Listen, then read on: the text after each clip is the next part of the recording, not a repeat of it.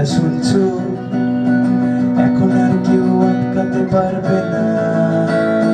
সম্বন্ধটা এইবার তুমি ভেস্তে দিতেও পারো, মাকে বলে দাও বিয়ে তুমি করছো না।